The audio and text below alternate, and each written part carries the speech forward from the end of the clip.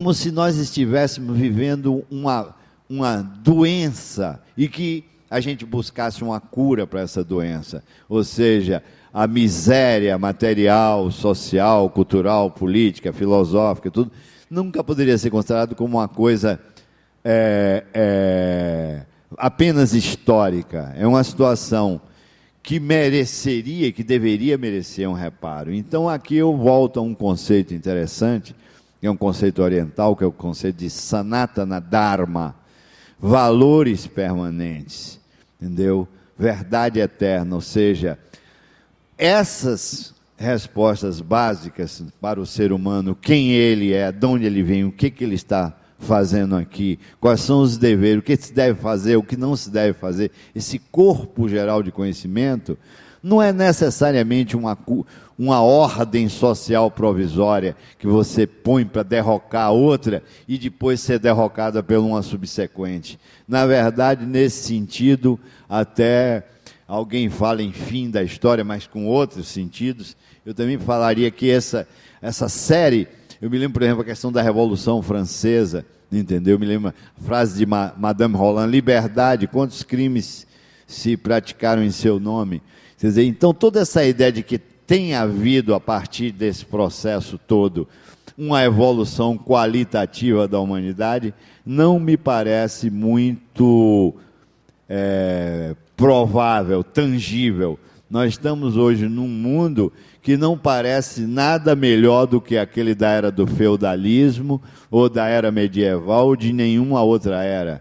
Pelo contrário, nós estamos hoje com uma situação praticamente limite de uma grande população desativada, sem saber o que vai fazer da vida, entende? Então a nossa responsabilidade hoje é uma responsabilidade que eu diria que é muito mais do que apenas fazer uma revolução, impor uma nova ordem, mas é muito mais no sentido de realmente um compromisso com a vida, com a realidade, com a sobrevivência da própria vida que está ameaçada.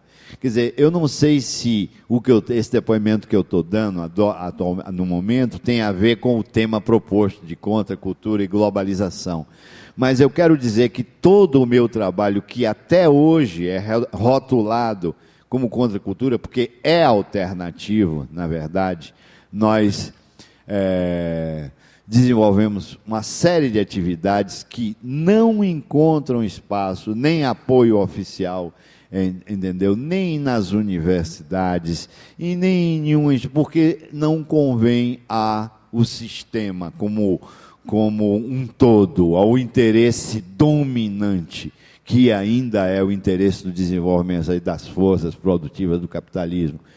Então, bom, eu não sei se eu tenho muito mais coisa a dizer, mas foi mais um depoimento, e quero dizer que se contracultura significa a oposição a uma desumanização, a uma cegueira gananciosa, ou a atividade demoníaca de um desenvolvimento técnico que não foi acompanhado de um desenvolvimento espiritual e filosófico, nesse sentido, nós somos contra a cultura.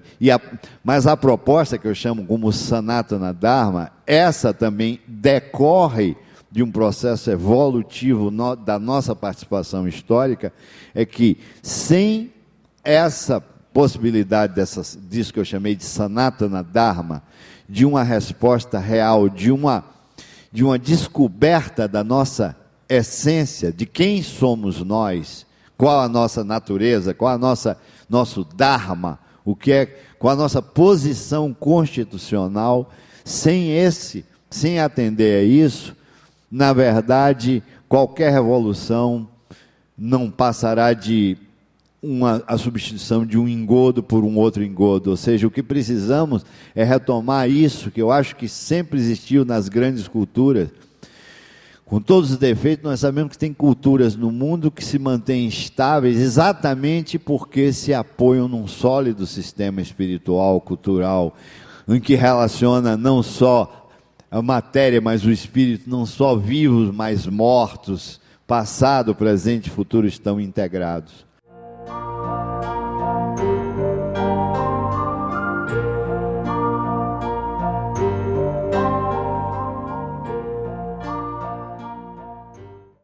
Hare Krishna. Hare Krishna. Então, assim, o senhor Valdemar falou em privilégio. Realmente é um privilégio estar aqui. E o tema é bastante polêmico e me fez lembrar, vendo o Rogério Duarte, que é um documento vivo, me fez lembrar o Glauber Rocha e a mãe dele, quando fala que ele morreu, quando a gente pergunta para ela, a dona Lúcia Rocha, de que ele morreu, ela fala que ele morreu de Brasil, porque foi um grande lutador, um cara assim profético, e que hoje em dia, também, hoje aqui me fez lembrar 3 textos dele, que é a Estética da Fome, a Estética do Sonho, e o sonho é uma estética, que é extremamente atual. Se a gente pega esses textos hoje e olha, vê que ele falava do hoje também, né? Então, na verdade, eu só queria lembrar dele, que hoje, ainda hoje existe uma influência contra a cultura, porque existe o Templo Glauber no Rio de Janeiro, mas não pode existir na Bahia ainda, por conta de influências. Então, existe ainda um movimento contra a cultura. E eu queria agradecer ao governo do Estado, a Campina Grande, a população pela receptividade. É a primeira vez que eu estou vindo em um evento maravilhoso. Muito obrigada. Seu nome? Kátia, eu sou da Bahia. Muito obrigado, Kátia. Em relação a isso que a Kátia falou, foi inclusive cunhado um termo, na época em que o Glauber faleceu, a gente está falando em cultura, e se dizia que a morte do Glauber foi um assassinato cultural. Ou seja, uma pessoa que foi morta pelas circunstâncias em que ela vivia e pelas ideias pelas quais ele se batia. E eu acho que foi o próprio Glauber que cunhou esse termo, quando a irmã dele, a Ness, morreu num acidente, num elevador, uma coisa absolutamente fortuita e casual, que ela caiu num posto de elevador que a porta estava com defeito. Glauber foi o próprio Glauber que levantou e que cunhou essa expressão, dizendo que a morte de Anesse tinha sido um assassinato cultural.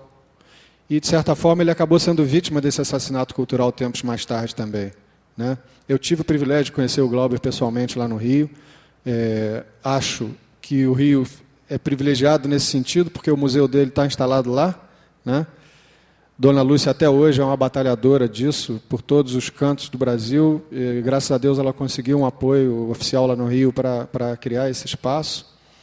E aquilo que eu falei no início aqui do nosso encontro é que isso que a gente chama de contracultura não é que nós sejamos contra a cultura, é apenas um movimento que contesta a cultura dominante, mas que propõe alternativas. E se muitas vezes não tem as respostas, pelo menos tem outras perguntas para colocar, para questionar o que está aí. E nós temos aí esse exemplo concreto, esse caso que você citou do Glauber é perfeito nesse sentido. Na verdade, voltando a um depoimento pessoal meu, a minha primeira atividade profissional na vida foi trabalhar no musical Hair, que é a peça onde tinha o mantra do Hare Krishna, onde se falava em era de aquário, onde se contestava todos os valores estabelecidos na época, e eu vejo que, apesar do que a cultura dominante incorporou, do que era contra a cultura naquela época, nós continuamos representando essa cultura emergente, do subtítulo aqui do Encontro para a Nova Consciência, essa cultura que se forma nos subterrâneos como se fosse uma coisa de resistência, né? Mal comparando, eram os cristãos nas catacumbas no tempo do Império Romano, aquilo era uma contracultura também. E o termo vem muito daí, a própria expressão underground americana quer dizer alguma coisa que está embaixo da terra, do inglês, né? Quer dizer, alguma coisa que vem dos subterrâneos e que emerge, a cultura emergente, para justamente buscar uma melhora na vida de todos. Nesse sentido, isso aqui continua sendo uma manifestação de contracultura, com toda a aceitação que nós já tenhamos pela cultura dominante. E, como disse o Rogério, nesse sentido, nós somos contra a cultura, sim, e vamos continuar sendo. Obrigado.